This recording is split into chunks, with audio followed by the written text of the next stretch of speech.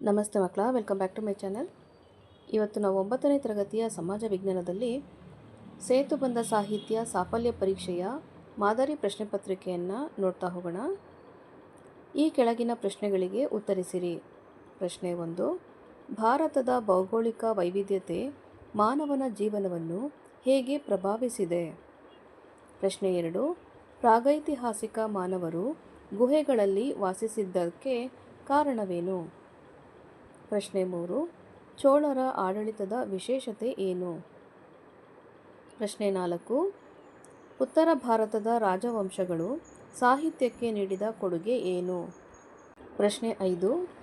ಉತ್ತಮ ಮೌಲ್ಯಗಳು ಸಮಾಜದ ಅಭಿವೃದ್ಧಿಗೆ ಹೇಗೆ ಸಹಕಾರಿಯಾಗುತ್ತವೆ? ಪ್ರಶ್ನೆ 6.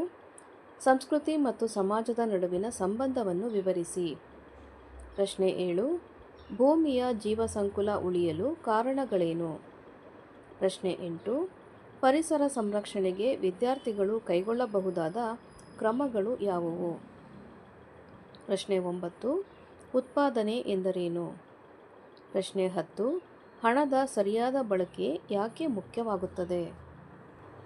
ಮಕ್ಕಳ, ಇಲ್ಲಿಗೆ 9ನೇ ತರಗತಿಯ ಸಮಾಜ ವಿಜ್ಞಾನದಲ್ಲಿ ಸೇತುಬಂಧ ಸಾಹಿತ್ಯ ಸಾಫಲ್ಯ ಪರೀಕ್ಷೆಯ ಮಾದರಿ ಪ್ರಶ್ನೆ ಪತ್ರಿಕೆ ಮುಕ್ತಾಯಗೊಂಡಿದೆ ಮಕ್ಕಳ.